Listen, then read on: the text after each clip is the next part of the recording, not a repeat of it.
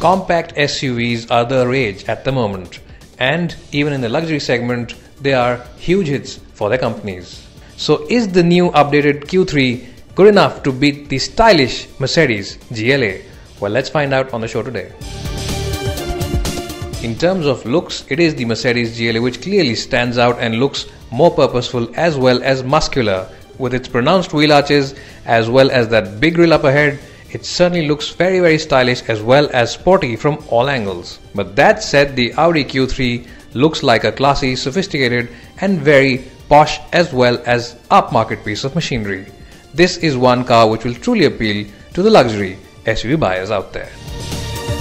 Well, here I am now in the front seats of the GLA, and just as the exterior, the interior really is high on style. It really is a very stylish cabin. Well, if you are that kind of person who really loves visual appeal and visual flair, then you will enjoy spending time in this cabin. Talking about the highlights of the interior, the 3 centrally mounted AC vents are a big talking point in this car, and of course they are surrounded by that brushed aluminium, which really makes it look very premium and upmarket, and really looks very classy indeed. Well, key styling elements of course include this big screen over here in the middle. Now this screen can split opinion. A lot of people like it, some people don't like it, but Mercedes has put it there. And in terms of efficiency, it looks very good. It is of course very easy to read even when you are on the move, along with this swivel wheel, which is of course the Mercedes command center. There's a space over here to put your cell phone at, and even your wallet, and it's still got space to keep a couple of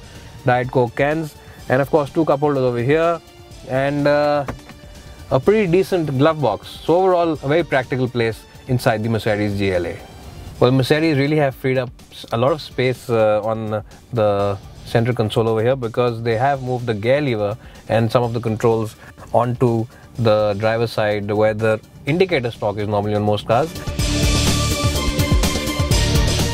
Well, here I'm inside the cabin of the Audi Q3, and this car definitely feels a lot more plusher as well as posher than the GLA, and that's because all the plastics inside are of first-rate quality, and even the lower end of the dashboard is made from the finest of materials. Unlike Mercedes, which have skimped on quality towards the lower end of the dashboard, this one really feels well built and put together very solidly.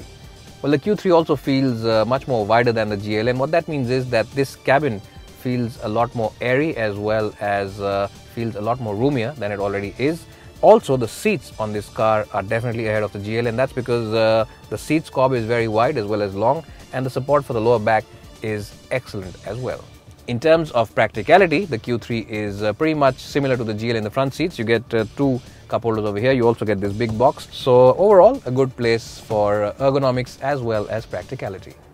Well, in terms of features, the Audi is definitely ahead of the GLA, and that's largely because this car comes with the Quattro system on its top-of-the-line version, something that the GLA does not offer in its diesel variants, and you also get a host of other goodies. And to check out all the features on this car, head to our website by clicking on this link below, and you can find them for yourself. Well, here I am inside the GLA's second row of seats now, and as you can see, headroom is pretty decent. Legroom is pretty good as well, considering my height, which is 5'10" for reference, and I have adjusted the front seat according to my driving position. So it is pretty good. The seats themselves are pretty good on comfort and offer good cushioning as well. Well, the other small irritant is that the GLA's back seat isn't really great on practicality. The door bins aren't very deep to put your big bottles in, and there's only one small shelf over here where you can put your sunglass or your phone at. Well, if you are someone who does sit in the back seat every once in a while, then the Q3 is definitely better than the GLA. And why is that? Because it is a much more wider car at the back, the seats are much more comfortable, and as you can see, knee room is much better as well. Headroom is pretty good as well, because Audi have recessed the roof at the back, so that gives you additional headroom as well. And even for someone who is my height, which for reference is 5'10", you can of course sit up straight and don't have to crouch like you will have to do in the GLA, because that car's roof, remember, is sloping at the back. To aid comfort even more, you get your own AC vents, and practicality is much better than the GLA. This one gets big bottle holders which can generally house those big bottles from your home. So overall, for sheer comfort at the back, this is definitely a better car than the GLA. Well, the GLA comes in both petrol and diesel engine options. Well, what really adds to the sense of driver involvement is the paddle shifters at the back. Well, gear shift quality is very effortless and very brisk, and in fact hardly noticeable when you are driving it in the automatic mode and without using it manually.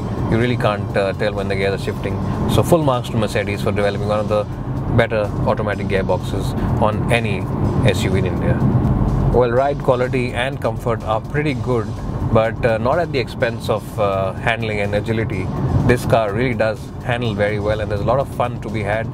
Body roll is absolutely minimal, and when you are pushing it in corners and when you are really driving it hard around those bends, this car really has very good body control. The steering really is very crisp, and it really offers a very good amount of feedback, and it's a very genuine feel-some steering wheel that Mercedes have put up on this car, and that really adds to the overall driver involvement.